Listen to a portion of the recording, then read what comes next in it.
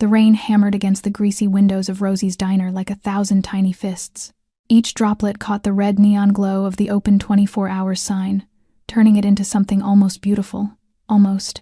But nothing in Southside Chicago stayed beautiful for long. Grace Sullivan wiped down the same spot on the counter for the third time, her worn cloth leaving streaks instead of cleaning them. Her fingers were pruned from hours of dishwater and coffee spills. It was nearly midnight, and the diner reeked of burnt coffee, rancid grease, and the desperation that clung to everyone who walked through those doors at this late hour. Her feet ached in her cheap sneakers, the ones with soles peeling away from the canvas. She had been on shift since 2 in the afternoon, pulling a double because Sarah called in sick again. And Frank, her manager, did not care that she had already worked 6 days straight, that tomorrow morning she had to wake up at 4 to deliver food. He just grunted and told her table 4 needed more ketchup. Grace was invisible here. Just another 27-year-old waitress in a stained apron. Another gaunt face serving eggs and bacon to truckers and insomniacs who never really looked at her. They looked through her, past her, around her. The phone in her pocket buzzed. A message from the hospital. Lily Sullivan's bill is overdue. Please pay $15,000 by Friday, or the patient will be transferred. Grace deleted the message with trembling fingers. $15,000. She made $280 this week. Rent was $600. And Lily, her foster sister, the only family she had found and claimed as her own in the years after the fire, was slowly dying in the hospital from kidney failure. Her dreams of art school and a different life had been buried long ago. Under $180,000 of student debt she would never pay off. Under sleepless nights, under meals of nothing but instant noodles and diner leftovers. The bell above the door chimed, letting in a gust of wet wind that cut through skin. Grace did not look up immediately. She had learned not to seem too eager, too desperate for tips. But something made the air in the diner change. It got heavier, thicker, like the pressure before a thunderstorm. When she finally glanced toward the door, she saw him. He did not belong here. That was the first thought that crossed Grace's mind. He wore a black cashmere coat, the kind that probably cost more than she made in an entire year. The fabric was so fine it seemed to repel the rain rather than absorb it. Water beaded on his shoulders like diamonds. His handcrafted leather shoes clicked against the cracked linoleum, reflecting the fluorescent lights as he moved. But it was not his clothes that made Grace's breath catch. It was the way he carried himself, like he owned not just the room but the very air they breathed. 2 men flanked him, both built like brick walls, their eyes constantly scanning the diner's interior. One touched his ear, an earpiece she realized, and murmured something too low to hear. The man in the middle did not look at them. He did not need to. They moved around him like satellites orbiting a planet, and Grace understood in that moment that she was looking at someone dangerous. His face was all sharp angles and deep dark eyes that seemed to catch and hold the light in a way that made her stomach twist. There was a faint scar running from his temple down to his left cheekbone, not diminishing but adding to his fearsome presence. Mid-30s, with the kind of presence that made everyone in the diner suddenly find their coffee cups fascinating. Even Frank, who never shut up, went quiet behind the grill. Grace should have looked away, should have focused on wiping down her section, refilling the sugar dispensers, anything but him. But she could not. And then those dark eyes found hers across the diner, and she felt pinned like a butterfly under glass. He moved toward the counter, toward her, and Grace could smell him as he got closer. Expensive cologne, something with notes of sandalwood and smoke, mixing with the rain on his coat. It did not belong with the smell of burnt coffee and old grease. Nothing about him belonged here. Coffee. His voice was low and rough with an accent that rolled the vowels in a way that made the simple word sound like a command. Italian, Grace thought. Black. Her hands shook as she reached for the pot, and she hated herself for it. She had served hundreds of customers, thousands maybe, but none of them had made her pulse race like this, made her feel like she was standing too close to a fire. He left a $100 bill for a $3 cup of coffee, not allowing her to refuse. Then he left, leaving behind a black business card with gold lettering. No name, just a phone number. They were almost at the door when Grace heard it. A small, pathetic sound that did not belong to the rumble of thunder or the drum of rain. A whimper. A child's whimper. Grace moved without thinking, slipping out from behind the counter and peering through the streaked window. The rain was coming down in sheets now, turning the parking lot into a small lake, and there, huddled beside a black SUV with tinted windows, was a little girl. She could not have been more than 5 or 6 years old, wearing a soaked pink dress that clung to her tiny frame. Her curly dark hair was plastered to her head, and she was shaking so violently Grace could see it even from inside. Her lips looked blue in the neon light, and her eyes, wide and terrified, stared at nothing. The dangerous man and his guards were already outside, not seeing her, moving toward a black Mercedes. They were leaving, and that little girl was going to freeze to death in the rain. Grace ran outside, letting the rain slap her face. But the Mercedes had already pulled away, its taillights bleeding red into the darkness. She turned back to look at the little girl. Those big dark eyes found hers, the child's lips moving, trying to form words that would not come. She was in shock, severe shock, and completely alone. Grace's hands trembled as she held the black business card. The phone number with an Italian country code glittered under the neon light. She did not know that the call she was about to make would change her life forever. In that breathless moment, just before the story unfolds any further, if you are listening to this right now, take a single heartbeat to subscribe to the channel, to like and to share, so we can continue bringing you stories filled with emotion every day. Those small gestures are the quiet sparks that keep our storytelling flame alive. And wherever you are in the world, leave a comment below and tell us where you are listening from. Chicago, California, Texas, or perhaps a small town wrapped in cold night air. We want to know from which corner of the world this story has found its way into your heart. Grace did not allow herself a single second more to think. She ran outside, the rain striking her face like a whip, soaking her from head to toe in only a few steps. She knelt beside the little girl, and when her fingers touched the child's icy skin, her heart tightened, cold as stone. How long had this little girl been out in the rain? Grace said nothing. She slid her arms beneath the trembling small body and lifted her. The girl was frighteningly light, as if she were no more than a fallen baby bird. Her large dark eyes remained wide open, staring into nothing, unblinking, tearless, with only those blue-tinted lips shivering uncontrollably. Grace held her tight against her chest and ran back into the diner, rainwater pooling across the cracked tile floor. Frank stood behind the counter, his face flushed with anger. "What did you just drag in here?" he shouted. "This is a diner, not a charity ward." "Get her out." Grace did not look at him. She walked straight into the staff room in the back, where an old heater hummed and a few clean towels were stacked on a shelf. Frank was still yelling something about rules and liability, but his voice became nothing more than the buzzing of a fly against her ear. Nothing mattered except the child freezing in her arms. She set the girl on the worn chair and gently began removing the soaked pink dress. Her hands shook, but she forced them to move slowly, carefully, as if she were touching something fragile enough to break beneath a breath. When the dress came off, Grace froze. Along the girl's tiny arm, just below the elbow, were clear bruises shaped like fingers. Someone had grabbed her, hard. Rage surged in Grace's chest, but she swallowed it. Not now. She wrapped the towel around the small body and pulled the girl back into her arms, using her own warmth to chase away the cold closing around the child. The girl did not react, did not cry, did not speak. She only trembled. "Sweetheart," Grace whispered, her voice softer than breath. "I am here.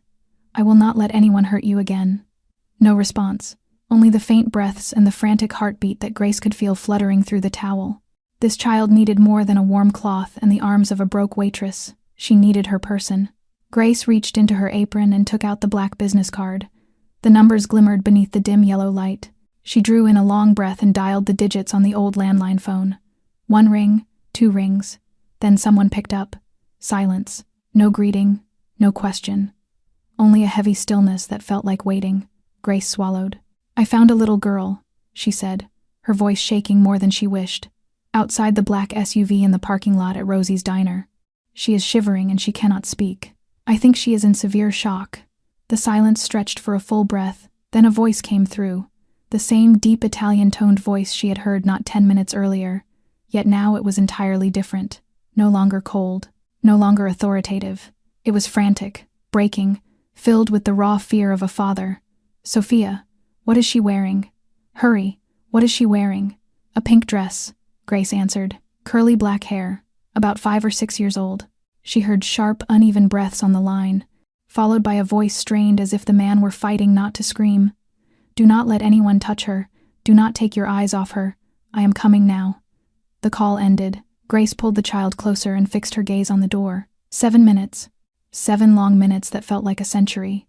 Then the screech of brakes tore through the rain, loud enough to cut through every sound in the diner. The door flew open as if kicked, and the man stepped inside. Gone was the ominous darkness she had seen earlier. Now he was a storm. His face was pale as paper, his eyes wild, his mouth pressed into a hard line. His expensive cashmere coat hung soaked around him, his black hair plastered to his forehead, but he seemed unaware of it. His deep black eyes swept the diner, and when they found Grace holding the small girl, something in his gaze shattered. "Sophia," he whispered, his voice strangled. "My daughter." Luca Moretti crossed the diner in 3 long strides, his polished shoes splashing through puddles without slowing. 2 bodyguards followed, but he had no need for them now. He needed no one except the child lying in the arms of a stranger. He knelt before Grace, and she saw his hands trembling. The hands of a kingpin, hands that had likely done terrible things, now shaking like leaves in a storm. "Sophia," he breathed, so softly it was nearly a sigh. "Tesoro mio. Daddy is here. Look at me, sweetheart." The girl did not move. Her dark eyes still stared into the void, as if her spirit had drifted far from her small body. No blinking, no turning, no sign she heard the voice of her father. Luca lifted a hand, reaching to touch her cheek, but stopped midway. His fingers hovered, trembling in the air, as if he feared she might vanish at his touch. "Sophia," he called again, his voice cracking. "Sweetheart, please, look at me." Nothing. Only those faint breaths and that empty stare. Grace watched his face change. The icy mask of authority broke apart, revealing a man collapsing inside himself. His deep eyes reddened, his jaw clenched until the muscles twitched, and something bright and wet gathered at the corner of his eye that he fought desperately to hide. "Why will you not look at me?" he whispered, choked with pain. "Why will you not look at me?" Grace drew a steady breath.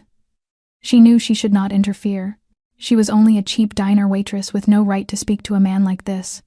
But she also knew something he clearly did not. "She is in shock," Grace said, her voice calmer than she felt. "Severe psychological shock. She may hear you, but she cannot respond.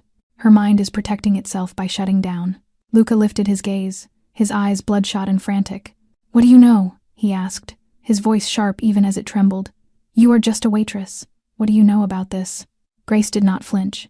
She had looked into too many frightening eyes in her life to fear one more. "I grew up in foster care," she said quietly. 9 families in 15 years.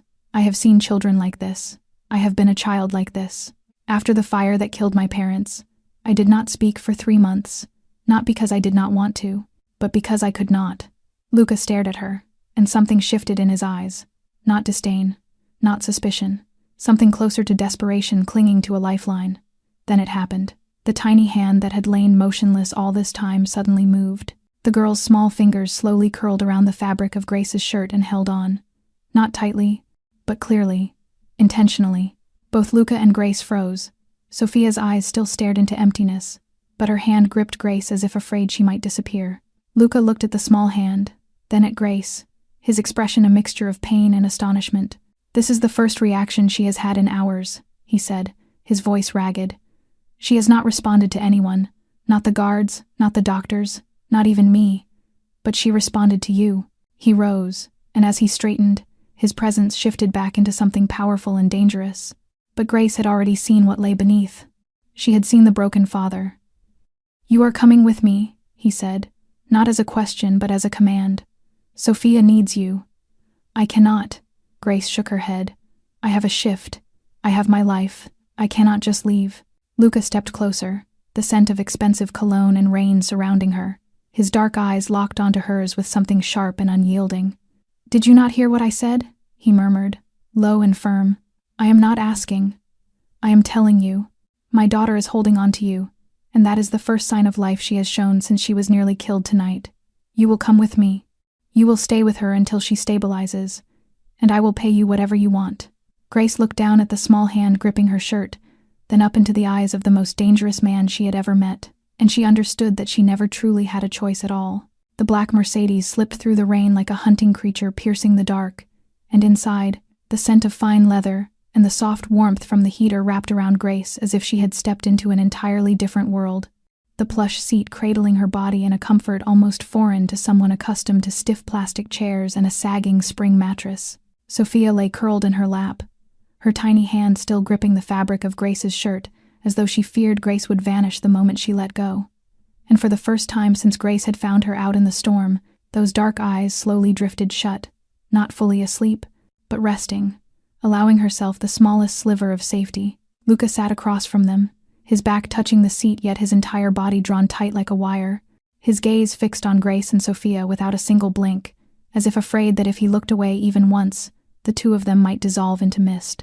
In the dim light of the car, Grace could see more clearly the scar tracing from his temple down his cheek, an old wound healed but carved permanently into his skin. "She was kidnapped tonight," Luca said, his voice low and rough, the words scraping out of him. "My enemies wanted to use her to threaten me. The guards rescued her, but there was gunfire." Grace felt Sophia flinch in her arms at the word, though her eyes remained closed. When she heard the gunshots, she ran. Luca continued, his voice tightening until it seemed to hurt him to speak.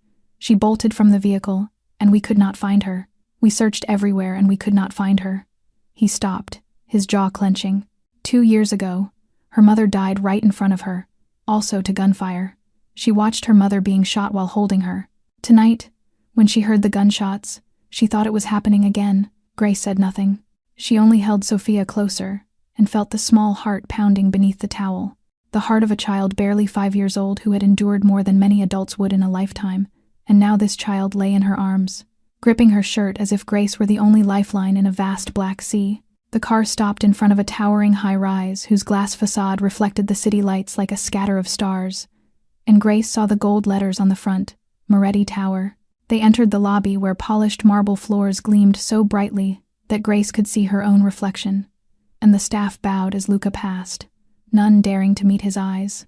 The private elevator at the back required both a code and a fingerprint, and when the steel doors closed and the car began its ascent, Grace watched the numbers climb on the screen. 10, 20, 30, 40, 50, until the doors opened and she stepped into a world she had only ever seen in movies. The penthouse was larger than the entire building where she lived, its soaring ceiling crowned with a crystal chandelier that glittered like frozen tears, its oak floors stretching toward enormous glass walls overlooking nighttime Chicago, where a million lights flickered like a blanket of stars, its furnishings sculpted in leather and rare woods, its paintings the kind she suspected were originals worth millions, and all of it steeped in the heavy silence of a space too vast for one man and his small child. Grace stood there, barefoot on the warm wood, still wearing her stained, rain-soaked diner uniform, and holding a little girl wrapped in a towel from a cheap restaurant, and everything in the room told her she did not belong. From the chandelier overhead to the Persian rug beneath her feet, from the paintings on the walls to the glittering skyline beyond the glass. She was a blemish on a perfect canvas, an intruder from a world of burnt coffee and rancid grease. Yet Sophia still clung to her shirt, and because of that, Grace stepped deeper into the penthouse, into a world that was not hers, into the life of a Mafia kingpin and his shattered daughter. The private doctor arrived within 15 minutes, a silver-haired man with calm eyes and a black leather bag, examining Sophia with care, checking her heartbeat, her temperature, her pupils, while the child lay limp in Grace's lap like a wax doll. "No severe physical trauma," the doctor told Luca in a steady professional voice. "Mild hypothermia, but it has stabilized. The issue is psychological. She is in a dissociative state, the brain's way of protecting itself when facing a trauma too overwhelming to endure. She needs time, safety, and someone she trusts." His gaze flicked toward Grace as he said the last words. Luca nodded, his face carved from stone, though Grace saw his hands clench at his sides. After the doctor left, a middle-aged woman appeared carrying clean clothes for Sophia. "Carla, the housekeeper," Luca said tersely. The woman looked at Grace with cool suspicion but remained silent. "Sophia needs to be cleaned up," Luca said. "Carla will help." But when Carla stepped forward, Sophia recoiled and clutched Grace's shirt more tightly, her tiny knuckles whitening. "I will do it," Grace said, not asking permission but stating fact. She does not want anyone else to touch her. Luca studied her for a long moment, then nodded. Sophia's bathroom was larger than Grace's entire studio apartment, its white tile gleaming, its marble tub deep and elegant, shelves lined with neatly arranged children's bath products. Grace ran warm water, adjusting the temperature with care, then gently unwrapped the towel from around Sophia. The child did not react as she was lowered into the warm bath, her dark eyes unfocused and distant. Grace scooped water in her hands and poured it over the tangled curls, working slowly to free each rain-soaked strand. "Sweetheart," Grace whispered, her voice soft as breath. "I know you are scared. I know you have seen terrible things. But you are safe now." "No one can hurt you here." There was no response, but Grace did not give up. She bathed the little girl with a patience that felt like she had all the time in the world. Afterward, she dressed her in soft pale pink pajamas and carried her to the bed. Sophia's room looked like the dream of every young girl, with a white princess bed, lace curtains, and rows of stuffed animals lining the shelves. Yet there was an emptiness in the space, as though it had never truly been lived in, never warmed by laughter. Grace lay beside the child and pulled the covers over them both, and Sophia immediately curled into her, gripping her shirt as if afraid Grace might vanish into the night. Without thinking, Grace began to sing the old lullaby her mother had sung to her every night before the fire took everything away, her voice rough from exhaustion and emotion, but the melody carrying softly through the quiet room. "Sleep, little one. The gentle wind soothes you. Sleep, little one. Your mother is here. Though storms may rage and the night turn dark, do not be afraid, for I am always near." Grace did not know that Luca stood in the doorway, leaning against the frame, unable to step inside, his dark eyes fixed on the sight before him, with an expression he could not have named, pain and relief and hope tangled together on a face usually cold as ice. For 2 years, ever since Elena died, Sophia had never slept like this. No nightmares, no midnight screams, no wide, terrified eyes staring into the dark, only peaceful sleep with her small hand gripping the shirt of the stranger who had carried her out of the rain. Luca looked at Grace, the thin woman in a stained diner uniform holding his daughter and singing in a hushed, weary voice, and in that moment he understood that he would not let her go. Grace lay beside Sophia until she was certain the child had fallen into a deep sleep, her breathing steady, her tiny hand slowly loosening its grip on the fabric of Grace's shirt, her small face finally softening after so many hours of strain. Grace gently uncurled each little finger, then slid off the bed with painstaking slowness, holding her breath for fear of waking the girl. Sophia did not stir. Grace stood watching her for a long moment before stepping out of the room. The penthouse was silent as a museum at midnight, the chandelier dark, the only light coming from the city beyond the massive glass wall, washing everything in a silvery blue glow, and standing there, framed against that glass, was Luca. He had changed out of his soaked suit into a black shirt, a glass of amber liquor in his hand, his back turned, though Grace knew he was aware of her. A man like him always knew everything moving within his orbit. "She is asleep," Grace said, breaking the stillness. "For the first time in 2 years," he answered, his voice rough and tired. "She slept without nightmares, no screaming, no trembling, no hours of me sitting by her bed watching her shake with fear." Grace stepped closer, stopping a few paces behind him. Chicago spread out beneath them like a vast quilt of light. Millions of homes, millions of lives, millions of stories, and she stood above them all in the penthouse of a Mafia kingpin, after the most surreal night of her life. "Why does she trust me?" Grace asked. "She does not even know who I am." Luca finally turned. His deep black eyes rested on her, and in the faint city glow the scar on his face looked like a fracture in marble. "I do not know," he said honestly. "I only know she has not reacted to anyone since her mother died. Not her grandmother, not the nannies, not the therapists, not even me." He paused, swallowing hard. "But she held your hand, she slept in your arms, she let you touch her. That is a miracle, Miss Sullivan, and I do not believe in miracles, but I do believe what I see." Silence stretched between them. Grace looked at her own hands, roughened by dish soap and labor, nails trimmed short, the hands of a broke diner waitress, not the hands that should be touching the daughter of a Mafia boss. "I want you to stay," Luca said. Not a request, but almost a command. 1 week, until Sophia stabilizes. Grace shook her head. "I cannot. I have a job, I have a life, I have a sister in the hospital who needs me. I will pay you $10,000 a day." Grace froze, convinced she had misheard. No one paid $10,000 a day to a diner waitress to care for a child. But Luca's face was entirely serious. $10,000, he repeated, per day. 7 days, $70,000. You can do anything you want with that money. And my daughter can have the only person she trusts beside her when she needs it most. $70,000. The number swirled in Grace's mind like a storm. $70,000 was enough to cover Lily's medical bills, enough to keep her in a good hospital instead of being transferred out. $70,000 was nearly half of Grace's crushing student debt. $70,000 was a year's rent, a year of food, a year of hope. But it was also 7 days living in the home of a Mafia kingpin, 7 days away from her real world, 7 days sinking into a life that was not hers. "I have conditions," Grace heard herself say. and even she was surprised by how calm she sounded. Luca tilted his head, waiting. I need to call my sister every day. I need to know she is all right. And after 7 days, if Sophia is stable, I leave. No ties, no questions. I return to my life, and you return to yours. Luca studied her for a long time, his black eyes unreadable. Then he nodded. Agreed.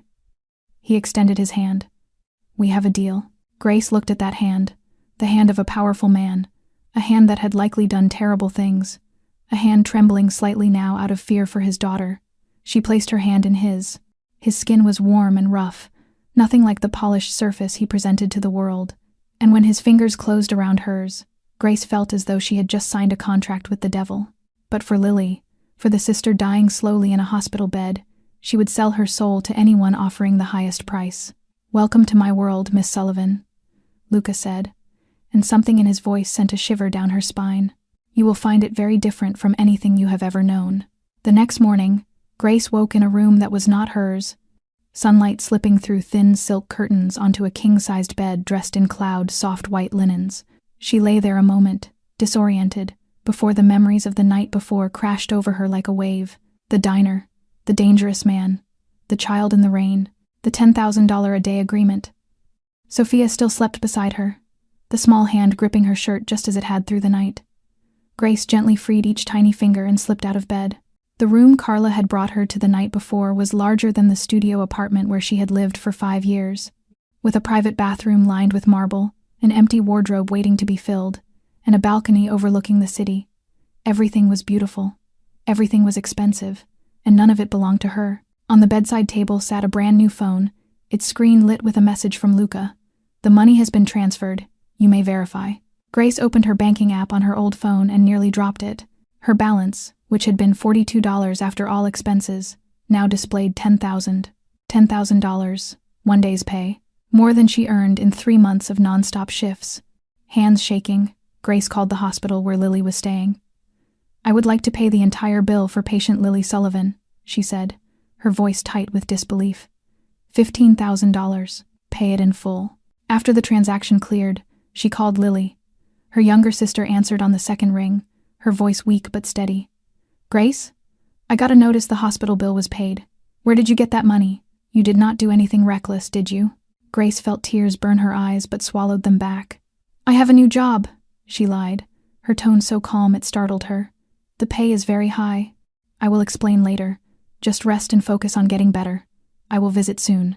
When she hung up, Lily was still crying, but crying with relief instead of fear, and that alone made every impossible thing Grace was doing feel worthwhile. The days that followed drifted by like a strange dream. Grace stayed with Sophia nearly 24 hours out of 24. The girl still did not speak, still did not respond to anyone else, but every time Grace left the room, those dark eyes followed her with quiet terror. Carla, the housekeeper, treated Grace with cool politeness, masking a deep disdain, looking at her as though she were a stain on the expensive Persian rugs, an intruder from a lower world. Grace did not blame her.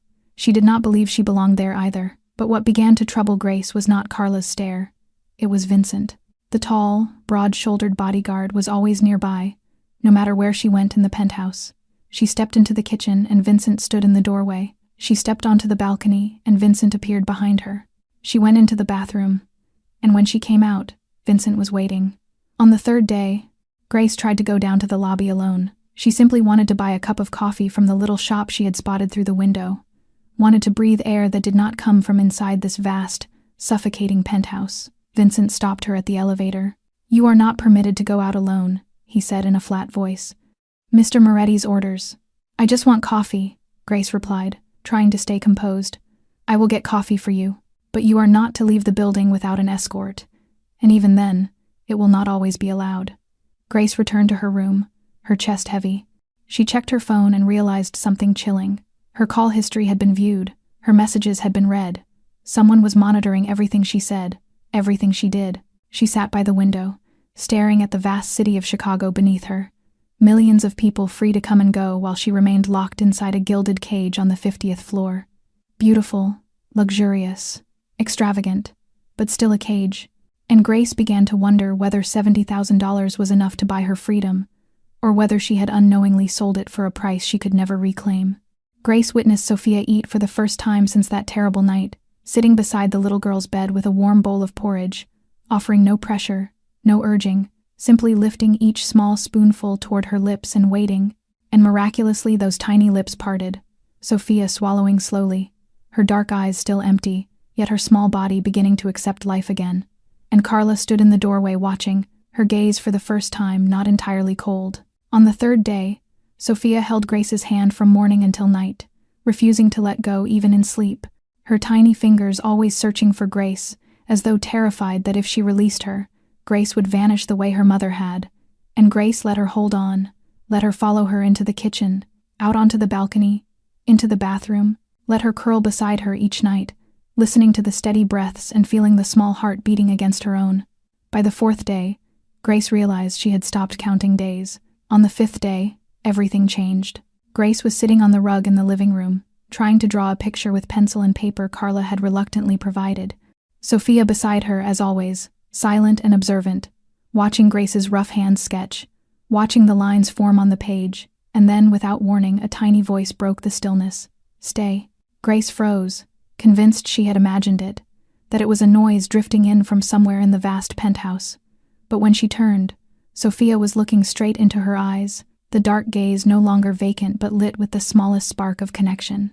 "Stay," the child repeated, her voice hoarse from disuse, and tears spilled down Grace's cheeks before she could stop them, and she pulled Sophia into her arms, holding her so tightly she could barely breathe, crying from relief, from joy, from the weight of a single word that felt as heavy as the world. She did not know Luca was standing in the hallway, watching, his face unlike anything anyone had ever seen.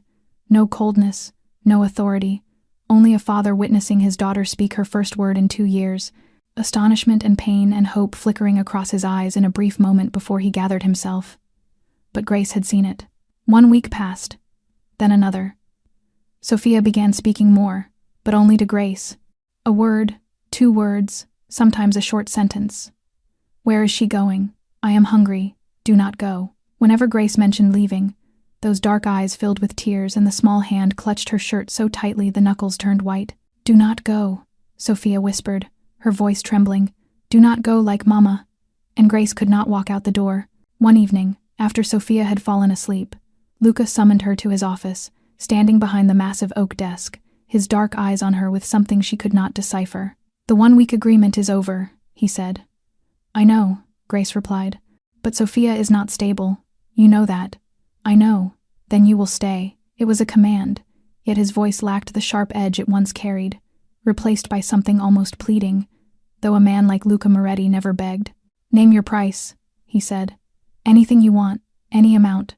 Just stay." Grace looked at him, the most powerful man in Chicago, standing before her and nearly pleading for the sake of his daughter, and she realized she no longer wanted to leave. 3 weeks passed since that stormy night, and Grace no longer counted days, no longer thought of the agreement or the money. She simply existed here, beside Sophia, as though it were the most natural thing in the world. That evening she prepared Sophia's bath as she did every night, the bathroom filled with warm steam and the scent of children's soap, the little girl sitting in the tub with her wet curls clinging to her small shoulders, her dark eyes following the bubbles as they shimmered under the light. And it was Grace's favorite moment of the day, for Sophia always seemed most peaceful in warm water, as though it washed away nightmares and fear, leaving an ordinary 5-year-old child instead of a shattered soul. Grace was gently washing her hair when it happened. "Mama." A tiny voice rose. Bubbles. Grace went still, her hands suspended in the air, her heart thundering in her chest. She must have misheard. Sophia had spoken more this past week, but never that word. Never. "Mama, look," Sophia said, lifting her small hand covered in soap bubbles, her dark eyes sparkling. "So many bubbles, Mama, look." "Sweetheart," Grace whispered, her voice trembling. "I am not your mama. Your mama." Sophia tilted her head, studying Grace with a clarity that broke the heart. "Old Mama is gone," she said simply, as if stating the weather. "Sophia remembers. Old Mama went to sleep and did not wake up. There was so much blood. But you are new, Mama. You are here. You do not go. You are Mama." Tears burst from Grace's eyes before she could stop them, and she turned away, fighting the sob rising in her throat. A 5-year-old had just described her mother's death in the calmest tone imaginable, then named Grace her new mother, as though it were the most natural truth in the world. Grace did not know how to react, did not know if she had any right to that name, for she was only a broke diner waitress, not a mother to anyone. "Sophia, you must understand," she tried to explain through a tight voice. "I am only taking care of you for now. I am not your real mama. Your real mama is the woman in those pictures, the woman who loved you very much and—" "Sophia is Mama's daughter," the child said firmly, cutting her off. Sophia decided, "You are Mama. You cannot leave like old Mama. You promise. Promise, Sophia." Grace could not speak. She pulled Sophia into her arms, letting the water soak her shirt, and cried because a single word had shattered her heart. Cried because she did not deserve this pure love. Cried because she knew that one day she would have to leave and break this fragile heart all over again. She did not know Luca was standing outside the bathroom door. He had heard everything. "Old Mama is gone. So much blood. You are new, Mama." The words pierced him like knives. Agony for what his daughter had witnessed. Relief that she had finally opened her heart to someone. Guilt that he had failed to protect his wife, failed to heal his daughter, and that now a stranger was doing what he could not. When Grace stepped out of the bathroom, eyes red, shirt soaked, she startled at the sight of Luca waiting. "I did not mean to," she said quickly, panicked. "I did not ask her to call me that. I will fix it. I will explain. I will tell her." "Do not," Luca interrupted, his voice rough. "Do not fix anything." Grace looked up at him, confused. 2 years, he said, his black eyes locked on hers. 2 years since Elena died, and Sophia has not called anyone Mama, not her grandmother, not the nannies, not anyone. She rejected them all. She pushed everyone away. He stepped closer, close enough that Grace could smell his expensive cologne and something beneath it that was simply him. "But she called you Mama. After 2 years of silence, she chose you. Do not take that from her. Do not take yourself from her." "I am only temporary," Grace whispered. "I cannot stay forever. One day I will leave and she will—" She stopped because Luca's hand was on her cheek, warm and rough and faintly trembling. She looked up into his eyes, and what she saw was no longer a cold, terrifying crime boss, but a broken man looking at her as though she were the last light in a long, dark tunnel. "Then do not leave," he said, the words barely a breath. "Stay. Do not leave." Grace's heart pounded beneath his touch, and she knew she should step back, knew this was dangerous, more dangerous than living under the roof of a Mafia kingpin, yet she could not move. She could only stand there, looking into his eyes, feeling something inside her begin to shift forever. After that moment, everything between them began to shift, not suddenly, not in any clear way, but slowly like a rising tide, gentle yet impossible to resist. And Luca began coming home earlier, began sitting at the dinner table with Grace and Sophia instead of eating alone in his office as he once had. The first meal was so tense Grace could barely swallow, but Sophia sat between them babbling about the stuffed rabbit Grace had given her, and gradually the heavy silence dissolved, the second dinner easier, the third marked by Luca actually smiling, when Sophia asked why Papa would not eat vegetables the way Mama made her eat them, and by the fourth, Grace realized she was waiting for the sound of his footsteps in the hallway each evening. In the quiet hours after Sophia was asleep, they began to talk, not about money or the agreement or his work or her years in diners, but about deeper things, the hidden scars no one could see. One night, as they sat on the balcony watching Chicago glitter far below, Luca asked about her family, and Grace answered with a calmness born of too many retellings, whispered only to herself, saying that she had no one left, that her parents died in a fire when she was 7, that she woke to the smell of smoke and a room filled with flames, that she heard her mother screaming in the next room, tried to open the door but the handle was burning hot, beat her fists against it, cried, called her mother's name, until the screaming stopped and she knew her mother was gone. Luca said nothing, only listened, his dark eyes holding a depth she had never seen in anyone, not pity, not fear, but understanding.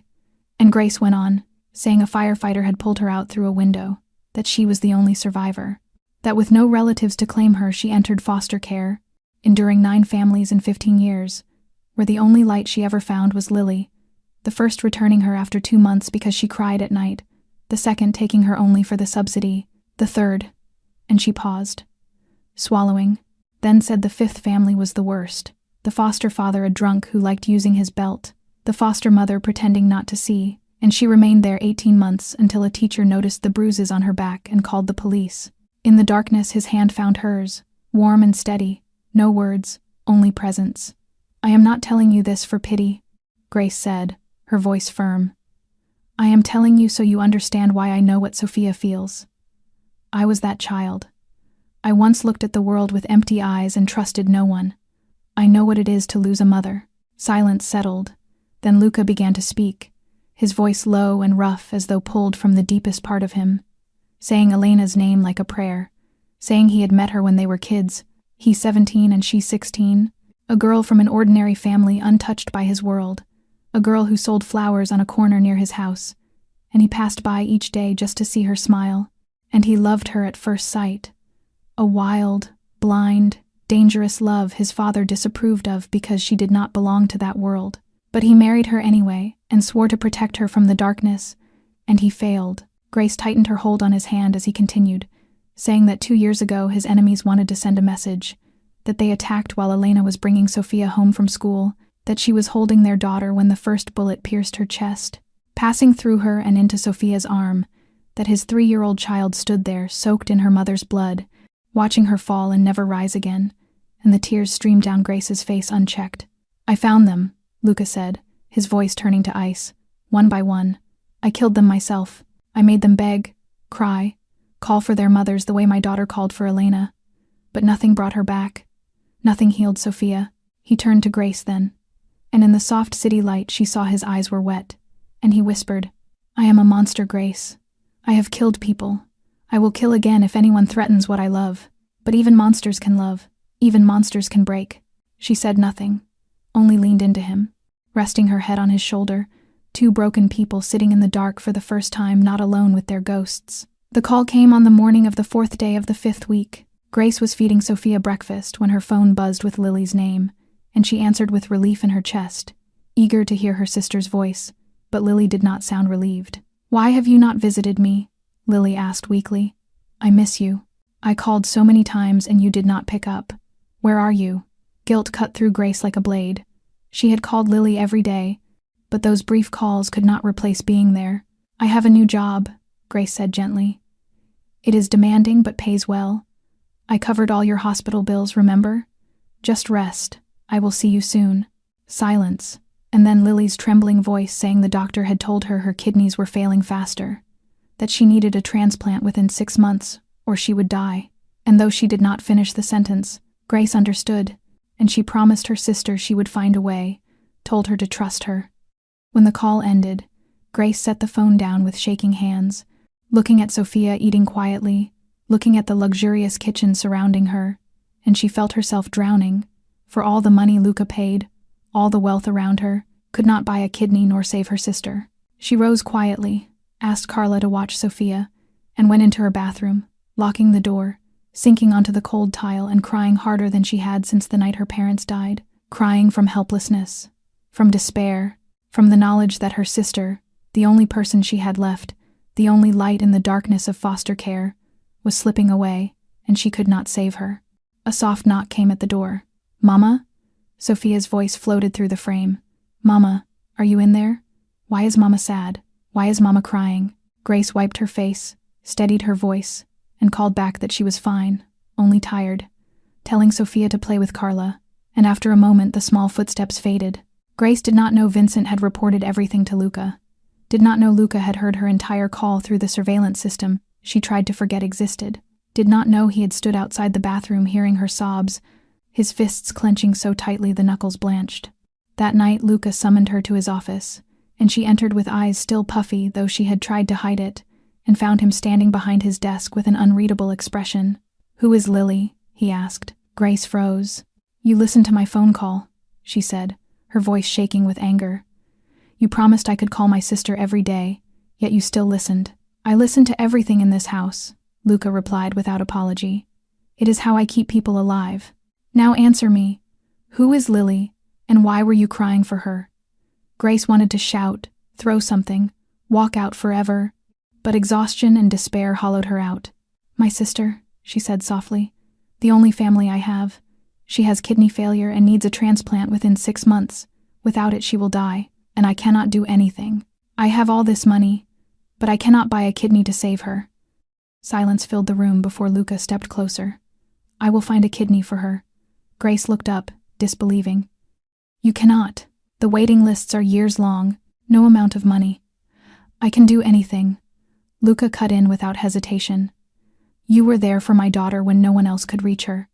You gave her a voice, gave her hope, gave her a mother. This is what I can do for you. I will find a kidney for Lily. Trust me." Grace looked into his deep black eyes and saw sincerity there.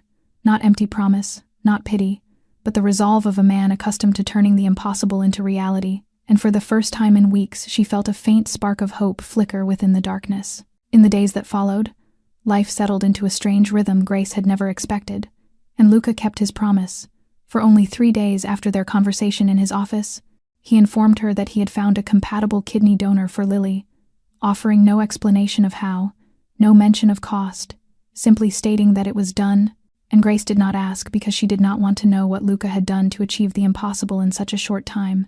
She only knew her sister would live, and that knowledge alone filled her with a gratitude so profound she could not articulate it, yet it carried with it something else, something dangerous, something burning quietly in her chest every time he was near. One afternoon, while Sophia napped, Grace sat by the living room window with the paper and pencil she had asked Carla for weeks ago, drawing without intent, letting lines flow from her hand like water seeking its path. The Chicago skyline beyond the glass washed in late afternoon light, shadows falling across the tall buildings, and in the corner of her sketch the faint silhouette of a man standing and looking out at the city.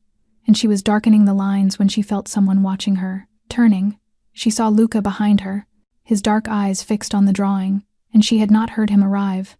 A man so large, moving with the silence of a cat. "You have talent," he said, his voice low and sincere. "Why did you not pursue it?" Grace looked down at the paper, her fingers brushing its edge. "I was accepted into the Art Institute of Chicago," she said, her voice distant as though speaking of another lifetime.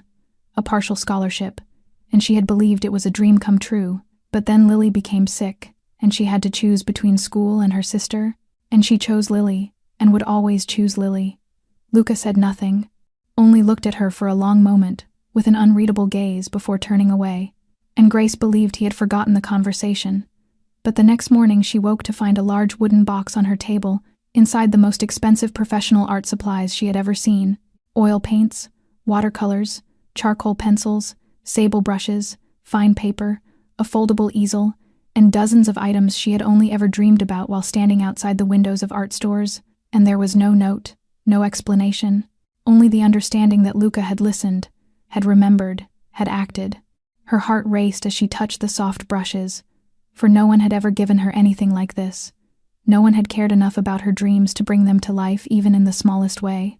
That night, unable to sleep, she stood on the balcony staring out at the glittering city, trying to sort the chaos in her chest, and she was not surprised to hear footsteps behind her, Luca standing beside her with a glass of whiskey, his eyes on the night. Neither of them spoke for a long time, only the wind and the distant hum of the city between them, until Grace finally asked, her voice barely a breath, "Why me? Out of everyone, why did Sophia choose me?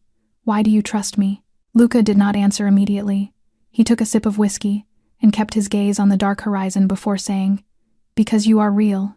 You do not want my money or my power or anything from me except fairness. You are not afraid of me, not truly, even though you know who I am and what I have done. You look at me as a man, not a monster." He turned toward her then, and in the muted city glow, the scar on his face stood out like a reminder of violence and shadow. "Do you think I am a monster, Grace?" She met his deep black eyes and thought of Elena, of Sophia, of the men he had killed with his own hands, thought of how he looked at his daughter, at her, with a tenderness no one would expect from a Mafia kingpin, thought of the hands that had taken lives but had also held hers in the darkness when she shared her past, and she did not answer. Instead, she lifted her hand and touched the scar on his cheek, his skin warm beneath her fingertips, his body trembling faintly at the contact. "Luca," she whispered. Only his name, nothing more, and it was as though that single word unlocked a door both of them had struggled to keep closed, and he leaned down slowly, giving her every chance to step back, to refuse, to run. But Grace did not move, and when his lips touched hers, she closed her eyes, the kiss so gentle it was barely real, as though he feared she might break if he pressed harder, as though she were the most precious thing he had ever held. And when he pulled away, looking at her with something close to reverence, Grace knew she had crossed a line she could never return from. After that kiss, everything between them changed in ways Grace had never imagined. Luca no longer keeping a polite distance, his touch trailing across her back as he passed, his fingers slipping into her hair, his lips brushing her forehead as she fed Sophia, and during the nights they lay beside each other, she felt the warmth of his body surround her like a blanket, and she wondered how only weeks earlier she had been a broke waitress in a greasy diner, now sleeping in silk sheets in the arms of one of the most powerful men in Chicago, called Mama by a child who loved her. Happiness was the word she did not dare to use. Yet it crept into her mind each time Sophia laughed, each time Luca looked at her as if she were the center of his universe, but that happiness carried something suffocating, for Luca still controlled everything. She still could not leave the building alone. Vincent still shadowed her every step. Her phone still monitored, every call, every message, every word recorded and reported, and some nights Luca left the bed at 3 a.m. for calls he never explained, returning with eyes like ice and fists clenched, and Grace knew there were parts of his world she would never be allowed to touch. One night she woke to see him changing his shirt in the dim moonlight, the white fabric stained red, blood, and he saw her see it. Yet neither spoke. He tossed the shirt aside, climbed into bed, and wrapped her in his arms, as though nothing had happened, and Grace lay against him, smelling gunpowder beneath the expensive cologne, wondering what kind of man she was in love with. In the 7th week, Lily called to say the transplant surgery was scheduled for the following week, and Grace wanted to visit her, wanted to see her face, hold her, tell her everything would be all right. But when she told Luca, he refused, saying it was too dangerous, saying she could not go outside now, saying he would bring Lily here if she wished to see her. And Grace answered that she did not want her sister drawn into this world, that Lily did not need to know about any of this, about him, about this life, and she wanted to go to the hospital, wanted to be with her sister before the surgery. And he said one word, final, absolute, no, as though speaking to a stubborn child rather than the woman sharing his bed, and something inside Grace ignited. "I am not your prisoner," she said, her voice shaking with anger. "You have no right to keep me here. I came for Sophia, for our agreement, but I am not your possession, not something you can control." And Luca replied that she was being protected, that it was different, and she stepped closer, looking straight into his eyes, asking whether it truly was different, because from where she stood it looked exactly the same. She could go nowhere, see no one, do nothing without his permission, and he called it protection. She called it captivity.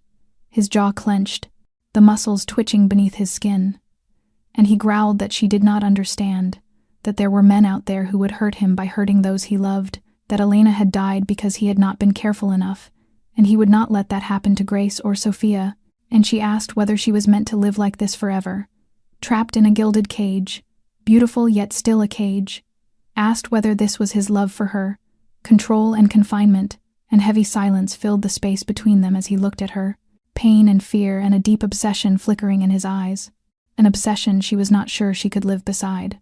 "I love you," he said, his voice ragged. "That is the only truth I know, but I cannot lose you, and I will do anything to keep you safe even if you hate me for it." And Grace looked at him, the man she loved and the man imprisoning her, and she understood that Luca's love was not ordinary love, but obsession, fear disguised, a force that might burn them both to ashes if they could not find a way out. The argument between them had not yet cooled when the real storm broke. The next morning, as Grace was feeding Sophia in the kitchen, she heard a scream from Luca's office. Not an ordinary scream, but the wounded roar of a wild animal, filled with fury and something like pure fear, followed by the sound of destruction, glass shattering, wood splintering, something heavy and metallic thrown against a wall, and Sophia shrank into herself, her dark eyes wide with terror as Grace pulled her into her arms, whispering that everything was all right even though her own heart was pounding wildly, telling the child that Papa was only angry and that nothing was wrong, though everything was terribly wrong, which Grace understood the moment Vincent appeared at the kitchen doorway with a face usually carved from stone, now pulled tight as a wire, telling her she needed to go to the bedroom immediately, to take Sophia with her, to stay inside until further orders. And when Grace asked what was happening, Vincent had already turned away without answering. She carried Sophia into the girl's room, locked the door as instructed, and sat in the dark with her heart beating like a drum, 1 hour passing, then 2. Sophia falling asleep in her lap from exhaustion after her fright, while Grace listened to the rush of footsteps, low voices, doors opening and closing, the whole penthouse trembling with the sense that something terrible had happened. At last the door opened and Luca stepped inside, looking like a man transformed, his eyes bloodshot, his hair disheveled, his hand injured with dried blood caked across his knuckles, as though he had struck something over and over until his skin tore. And when Grace whispered his name, afraid of waking Sophia, and asked what had happened, he did not answer but hurled a photograph onto the bed. She picked it up and felt her blood run cold, for it was a picture of her and Sophia taken from inside the penthouse, capturing her seated on the floor, showing the child a drawing, the afternoon light pouring through the glass and bathing them in gold, a moment private and peaceful and intimate, photographed by someone she had never seen, and on the back was a single handwritten line in ink the color of blood. "She is beautiful. The child, too. How much are they worth to you, Moretti?" And Grace whispered that someone had gotten inside. Someone had been in the home watching them without their knowing. And Luca nodded, his jaw clenched so tightly the muscles in his face twitched, saying one of the household staff had been bribed, had been dealt with. And Grace did not ask what dealt with meant because she did not want to know. And then Luca said the Valentino family had discovered her existence, that they knew she mattered to him and to Sophia, and they would use her the same way they had used Elena. And nausea rose in Grace as she stared at the photo, at her own face and Sophia's, understanding for the first time how truly dangerous her position had become, that she was no longer merely a caretaker but a target. From now on, Luca said in a voice that allowed no argument, she was not to leave the bedroom, not to step on the balcony, not to approach the windows, not to be alone even for a moment, that Vincent would stand outside the door 24 hours a day and security would be tripled. And when Grace protested that she was not his prisoner, her voice wavered because she could hear the truth beneath his words, and Luca told her she would be a prisoner if that was what it took to keep her alive, his dark eyes burning with something close to desperation, as he said he had already lost Elena, and would not lose her too, never again. Then he turned and left, the click of the door echoing like the lock of a prison gate, and Grace sat in the darkness holding the sleeping child, staring at the photograph, realizing the gilded cage around her had shrunk, no longer the entire penthouse but only these four walls, and she did not know if there would be enough air left for her to breathe. 3 days passed in that sealed room like 3 years, Grace pacing across the soft carpet until she could trace every pattern without looking, Sophia's nightmares returning, the child waking in the night, screaming and trembling, begging Mama not to leave, begging her not to let them hurt Mama the way they hurt Mommy, begging her not to disappear. And Grace held her and sang until her own broken heart felt like it was being crushed one shard at a time. Luca appeared rarely, vanishing into secret meetings and midnight calls, leaving Grace alone with fear and suffocating confinement, unaware of the dangers outside or how close they might be, only knowing she was unraveling. On the 4th night, when Sophia finally slept after another nightmare, Grace could not bear it anymore, stepping out of the room despite the orders, Vincent blocking her instantly until she said she needed to speak with Luca right now, and after studying her face, Vincent nodded and led her to the office, where Luca sat with red-rimmed eyes and a gauntness that had deepened in only a few days, and when she entered he looked up with a flicker of relief before it vanished under the armor he wore. He told her she should not be out of the bedroom, and she answered that she could not live like this, that Sophia was reliving her trauma every night, that the child was terrified of losing her, and she herself was losing her mind trapped in a room, and when Luca said it was for her safety, she demanded to know whether it was safety he sought or control, stepping closer with eyes bright with anger as she told him this was not love but obsession, fear disguised as protection, that he was stripping her of her freedom and turning her into a prisoner dependent entirely on him.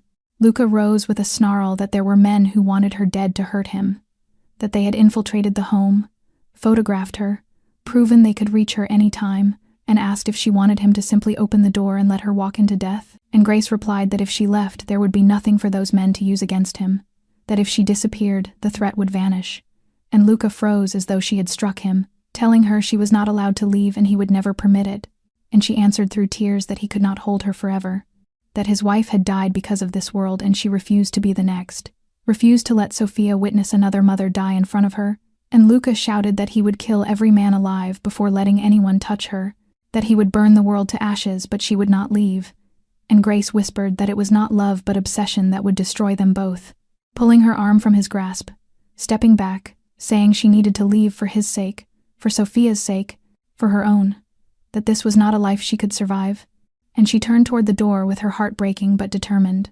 But before she reached it, a small, trembling voice called, "Mama." And Sophia stood in the doorway, her dark eyes huge and wet, her lips quivering, the child having awakened and searched for Grace and hearing every word, and she asked where Mama was going, asked if Mama did not love her anymore, if Mama would abandon her the way Mommy had, and Grace froze, her resolve shattering like glass as the small girl ran toward her, clinging to her and sobbing that Mama must not go, that she would be good, that she would not cry at night, that she would promise anything if Mama would stay, if Mama would not disappear the way Mommy had. And Grace held her and wept, looking up at Luca, whose face was ruined by grief, the three of them standing broken in the dim room, as Grace understood she could not walk out that door, not because Luca forbid her, but because of the child in her arms clutching her shirt and begging her to stay.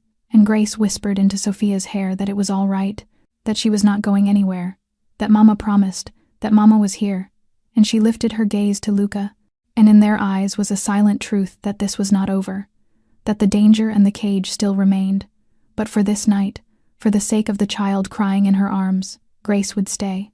That night, Grace decided to stay one more night for Sophia's sake, the little girl finally slipping into exhausted sleep after crying herself empty, her small hand still clinging to Grace's shirt, as if releasing her would make Grace vanish forever. And Grace lay beside her, watching that innocent face softened by sleep, wondering what she was doing with her life, wondering how she could love Luca and love Sophia and yet feel herself slowly drowning inside this gilded cage. Luca did not come to bed that night. He stayed in his office doing things Grace was never permitted to know, and the penthouse lay silent as a mausoleum, save for Sophia's steady breathing and the ticking of a distant clock, and Grace fell asleep without realizing it, until she was yanked awake by a sound she knew she would never forget. The sharp crack of gunfire, not a single shot but a burst, one after another, echoing like thunder far too close, as if inside the building itself, and she jolted upright with her heart hammering, the lights gone, the penthouse swallowed in thick darkness. No glow from the city through the windows, nothing at all. Someone had cut the power and hacked the security, and she reached blindly for Sophia, finding the small, trembling body already awake, the child's dark eyes wide with terror yet silent, not crying, not speaking, only shaking the way she had the night Grace found her in the rain, the way she had the night her mother was killed. "Come here," Grace whispered, lifting her and clutching her to her chest. And she did not know what to do. She had never been trained for moments like this. She was only a waitress from a cheap diner, when the bedroom door burst open and she almost screamed before she recognized Vincent, appearing like a ghost in the dark, his eyes alert, a gun in his hand, saying the safe room, "Now, follow me." And Grace did not ask questions because there was no time, running behind him with Sophia tight in her arms as the hallway disappeared into shadows, unable to see anything except Vincent's silhouette ahead and the trembling child against her, gunshots still sounding, louder now, closer, joined by shouts, glass shattering, footsteps pounding, chaos, complete chaos. And when they turned into a side hallway, a dark figure appeared, not one of Luca's men, and Vincent shoved Grace backward before hurling himself at the attacker, the two men colliding with a brutal noise, and Grace did not wait to see who won. "Run," Vincent yelled mid-struggle. "The safe room is at the end of the right hallway. The code is Sophia's birthday. Go." And Grace ran, faster than she had ever run in her life, Sophia clinging to her neck, silent, rigid, gripping her as though her life depended on it, the darkness collapsing around them like walls. The penthouse she thought she knew transforming into a maze without mercy, and she tried to remember Vincent's words. "Right," he said, "right." But what was right in total darkness? And she groped along the wall for orientation, her fingers brushing a doorframe, turning, and suddenly nothing was under her feet. A staircase. She stumbled, almost falling, catching herself on the railing, realizing she had gone the wrong way. Panic clawed at her throat as she realized she did not know where to go, did not know if Vincent had survived, did not know where Luca was, only that she was lost inside a Mafia king's home during an attack with a 5-year-old child in her arms, when a small voice whispered in her ear, "I know the way." And Sophia's words trembled but were steady enough as she said she had taken this path when she ran before, the night the bad men took her, that she remembered, that they needed to go this way. "Mama." Grace had no other choice, putting her faith in a 5-year-old who had learned to escape in darkness long before she should have known such fear, the child guiding her left, right, straight, through a door, down a narrow corridor Grace had never seen. Sophia knowing the penthouse better than she ever could, having lived here her whole life and learned to hide far too young. The gunfire faded behind them, or perhaps they had simply gone too far to hear it. Grace did not know, only that she kept moving, sweat chilling her spine, a cold knot in her stomach as she followed Sophia's directions, until the child whispered, "The safe room? There." And Grace saw it. A heavy steel door with a softly glowing keypad running on backup power. Rushing to it, setting Sophia down and entering the code. October 12th, 1210. The light turning green, the door unlocking, and just then she heard footsteps behind her, slow, heavy, deliberate, and she turned in the keypad's faint glow to see a face she had never seen. Not Vincent, not any bodyguard, but a large man with a smile like ice and eyes like a venomous snake, greeting her by name, saying he had heard much about her, saying Moretti's little princess had found herself a new mother, saying it was a pity their reunion would be short. Grace shoved Sophia into the safe room and stepped between the child and the intruder, unarmed, untrained, with nothing except the raw instinct of a mother defending her child, because she would not let him touch Sophia, even if it cost her life. The man stepped closer, the faint glow from the keypad casting sharp lines across his scarred face, and he did not hurry, did not appear alarmed, walking with the slow confidence of someone taking a stroll in a quiet park, instead of invading the heart of his enemy's home. Dominic Valentino, the name Grace had heard Vincent mention, the eldest son of the Valentino family, Luca's sworn enemy, the man behind the assassination of Elena 2 years earlier. "Move aside, Miss Sullivan," Dominic said, his voice smooth as honey though his eyes were cold as ice, telling her he had no quarrel with her, that he only needed the child, that the little girl would make a fine gift for Moretti, piece by piece. And Grace did not move, her legs trembling but refusing to step back, shielding Sophia with her own body while behind her the child cried without sound, clutching her shirt with desperate fingers. "You'll have to walk over my body," Grace said, her voice shaking but firm, and Dominic laughed, a sound hollow and cruel echoing down the dark hallway, shrugging as he told her he had no objection to adding one more corpse, and then he lunged faster than she expected, giving her just enough time to shove Sophia deeper into the safe room before his hand seized her hair and yanked, pain exploding across her scalp as if her skin were tearing, and she screamed as she clung to the doorframe, clawing his face, her nails carving a long line across his cheek, blood beating instantly. Dominic roared in fury and punched her, the world bursting into 1,000 stars as she hit the floor, her head striking hard, the taste of blood filling her mouth. But she did not stay down, grabbing his ankle and pulling hard enough to make him stumble, and Dominic kicked her once, twice, her ribs cracking beneath the blows, pain so sharp she could not breathe. Yet she refused to let go because Sophia was behind her, because the child had called her mama, because Grace had promised she would not leave her like the child's mother had. Dominic finally tore free and stepped over her like discarded trash, moving into the safe room while Grace tried to rise, her body unresponsive, blood running from her forehead, nose, the corner of her mouth, everything blurring and spinning. "Sophia," she whispered, barely audible. "Run, hide." But there was nowhere to run, nowhere to hide, only one entrance to the safe room, and Dominic was already inside, and Grace heard Sophia scream, "No, Mama, let me go. Mama, help. No, no, no." And something inside Grace ignited. Not physical strength, but something primal, feral, the instinct of a mother defending her child. She launched herself upright on sheer will, ignoring the agony, the blood, the broken ribs, and hurled herself into the safe room where Dominic held Sophia, one hand tangled in the girl's hair, the other holding a blade against the tiny throat. "Let her go!" Grace screamed, her voice ripping from her chest, and Dominic turned with disbelief in his eyes, astonished she was still standing, calling her a stubborn parasite before saying it didn't matter, that she could watch him slit the child's throat before she died. "Mama," Sophia sobbed, her dark eyes overflowing, telling Grace she was scared, that she didn't want to sleep like Mommy, begging Mama to save her, and Grace's heart shattered into pieces as the 5-year-old spoke of death as casually as sleep, remembering her mother's fall, her mother's blood, and now facing the same fate. Grace attacked Dominic with nothing but desperation and love, biting into his wrist hard enough to taste blood, and Dominic screamed, releasing Sophia. "Run!" Grace shouted, struggling against him. "Fine, Papa!" But Sophia did not run, frozen with terror, just as she had been the night her mother died, unable to move, unable to think, only able to watch, whispering Papa in a voice as thin as thread. Dominic slammed Grace to the floor again, his hand closing around her throat, squeezing, cutting off her air as the edges of the world dimmed, as she saw Sophia crying and calling to her from a distance as if underwater. And then something happened.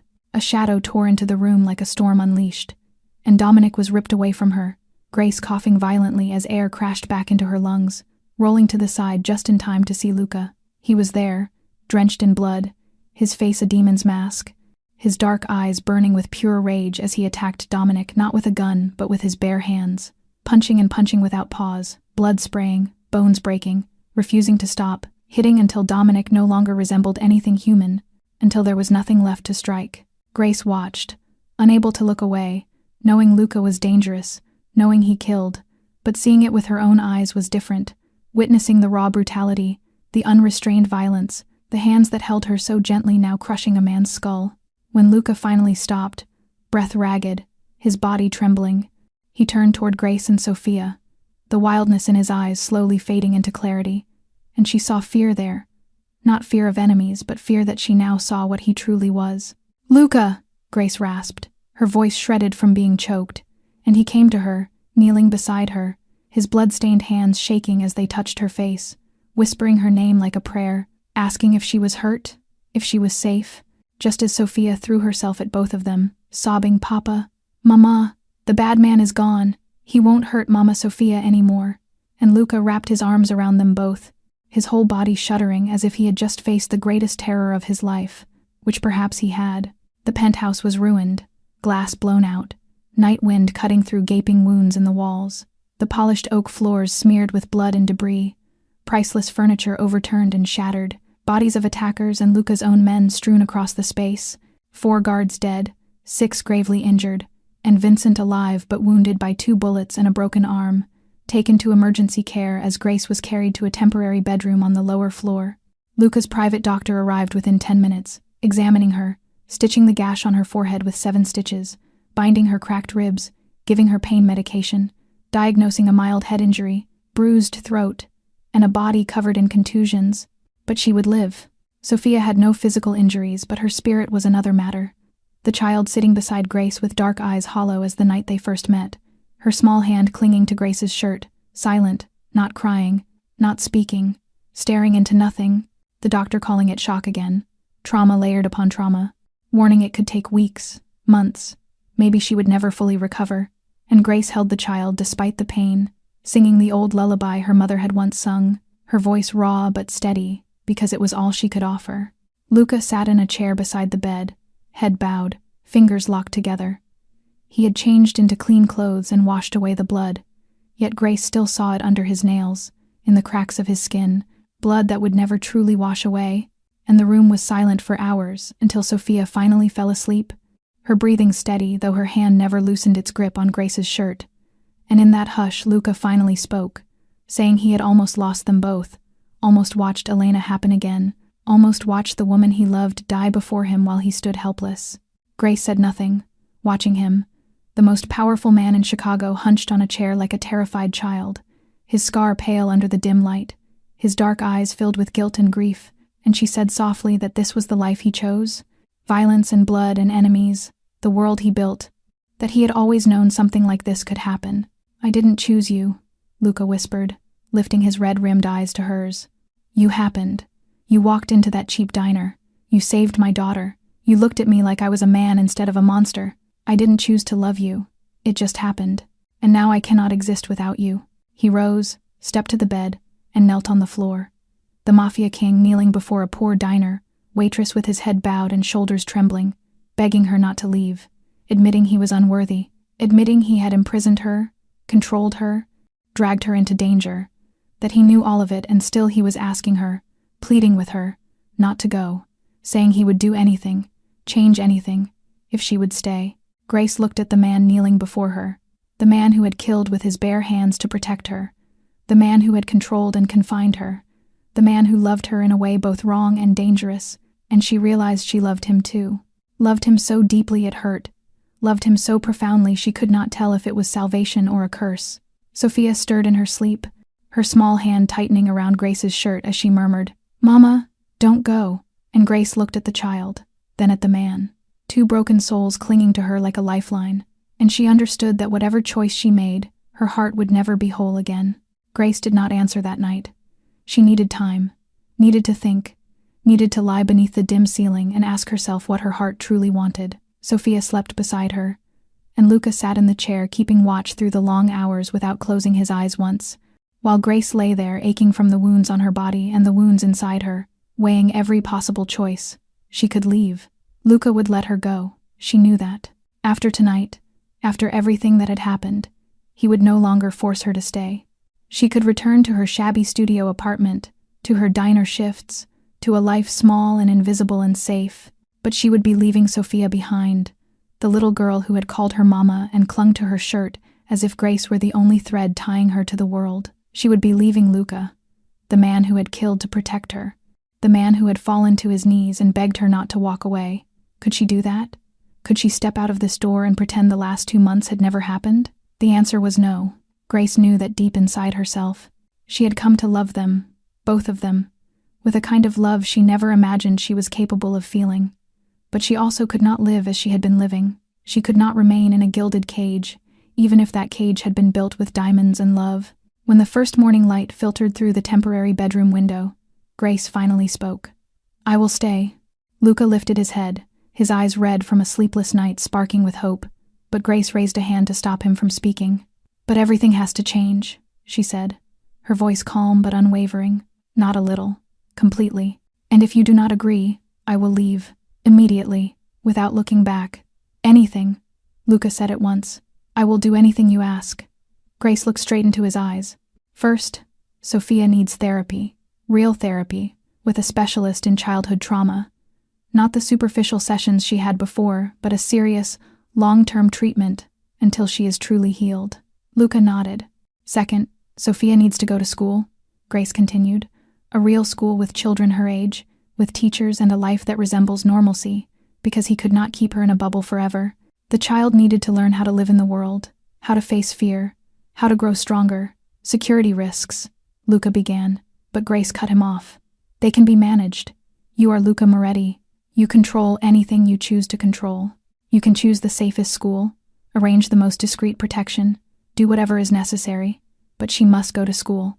Silence, then another nod from Luca. "Third, I need to see my sister," Grace said, her voice softer but still firm. Lily's transplant was approaching. She needed to be there for her, to live at least a portion of her life like a normal human being, to step outside, to breathe, to exist beyond the limits of a cage.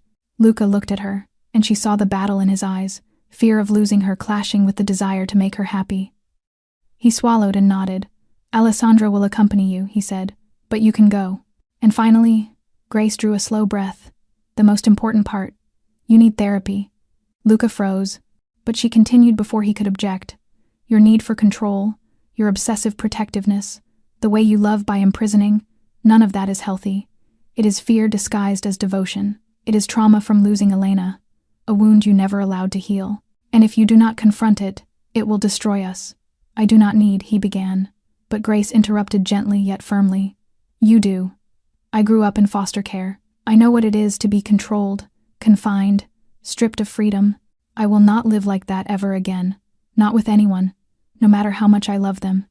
You need to learn to trust me, to believe I can protect myself, to believe I will not disappear if you stop holding on so tightly, and that requires time and professional help." Silence stretched between them. Luca looked at her with dark eyes full of emotions she could not decipher. Then he rose, walked to her bedside, and knelt once more. Not to plead this time, but to vow. "I agree," he said, his voice rough but steady. "Everything. Therapy for Sophia, school for her, freedom for you, and therapy for me. I will do it all. For you. Only for you." He took her hand and pressed it to his lips. "But promise me one thing. Promise you will stay. Promise you will not leave. Promise you will give me the chance to change, to become the man worthy of you." Grace looked at the man kneeling before her, and she felt something warm unfurl in her chest. Hope. For the first time in a long time she felt hope. "I promise," she whispered. "I will stay. We will do this together, as partners, as a family." Sophia stirred beside her, her dark eyes opening with fragile hope. "Mama stays?" she asked in a tiny voice. Papa, not sad anymore? Mama stays, Grace said, gathering the child into her arms. And Papa will try not to be sad. We will all try. The three of us, like a family. Luca held them both, and for the first time Grace felt his arms not as a cage but as a refuge. 6 months passed like a dream she hardly dared believe was real. The changes came slowly, quietly, but profoundly. Luca went to therapy each week with a trauma specialist, returning from the first sessions tense and raw, his eyes rimmed with red, but he did not quit. Week after week he confronted the ghosts of his past, and week after week a small part of him healed. Sophia began attending a private preschool with a discreet security system Luca spent months building. The first day he prowled the penthouse like a caged animal, barely containing himself. But when Sophia returned with bright eyes and breathless stories about her new friend Emma and a picture she had drawn for her teacher, Luca understood he had made the right choice. Grace visited Lily and stayed through the transplant surgery, which was successful. Lily healed quickly and now lived in a safe apartment Luca purchased for her, studying nursing as she had always dreamed. The sisters met each week, and every time Grace saw Lily's healthy smile, she silently thanked the stormy night that had brought her into the path of the most dangerous man in Chicago. Grace found herself again. She had her own studio in the penthouse where light poured through the glass and she painted for hours, creating canvases about darkness and light, pain and healing, love found in unexpected places. A small gallery in downtown Chicago agreed to host her first exhibition, Light from the Shadows, and on opening night, Luca stood beside her, pride radiating from his dark eyes as she shone among the crowd. One warm spring evening, as the city's branches began to bud, Luca led her to the balcony where they had shared their first kiss, where they had revealed their deepest wounds, where they had shattered and rebuilt each other. He did not kneel. There was no diamond ring the size of a fist, no elaborate gesture, only the two of them beneath the stars, and Luca holding her hands with the gentleness of a man who once stained them with blood. "Marry me," he said, his voice rough and trembling. "I know I am not perfect. I am still learning to trust, still learning to let go, still learning to love without imprisoning, but I want to spend the rest of my life learning those things with you. Marry me so I can spend my life proving you were right to give me a second chance." Grace cried, not from sadness but from a fullness so tender it overflowed. And when she nodded and he kissed her, she knew she had found home. The wedding was held in the penthouse in the summer, small and intimate. Lily cried throughout the ceremony. Vincent, fully recovered, served as best man with a rare smile. Carla, who once viewed Grace with cold suspicion, wiped tears as she watched her walk in a simple white dress. And Sophia, the little girl who had once been silent and shattered, scattered rose petals with the brightest smile Grace had ever seen. When Luca slipped the ring onto her finger, he whispered a word that had once terrified her, "Mine." But now it was no longer a chain. It was a promise, a belonging, a home. 1 year later, Grace stood on the familiar balcony with her hand on her 6-month belly. While inside the penthouse, Sophia chattered excitedly, showing Vincent her newest drawing, her voice light as birdsong. Luca stepped behind her, his arms circling her waist, his hand resting tenderly over the child growing within her. "What are you thinking?" he murmured into her hair. Grace smiled at the sparkling city below, thinking about the 27-year-old waitress who had once felt invisible, who believed her life was nothing more than endurance instead of living, who would never have imagined that one stormy night, one phone call, and one trembling child could change everything. "I was thinking that I used to fear being caged," she said softly. "I used to believe your love was a prison. But now I understand.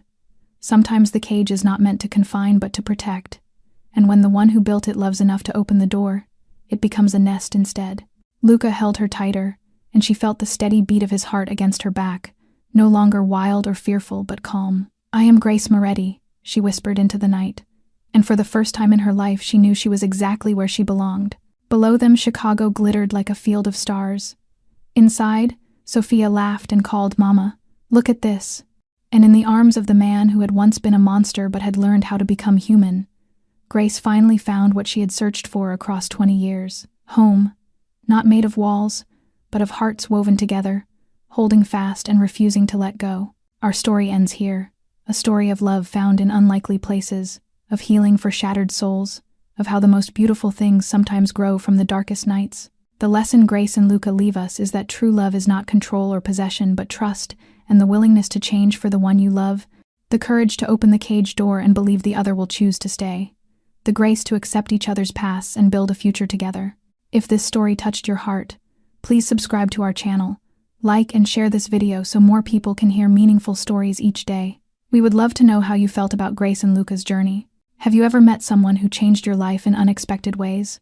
Do you believe people can change for love? Share your thoughts in the comments below. We read every message and treasure every word from your hearts. Thank you for listening until the very end.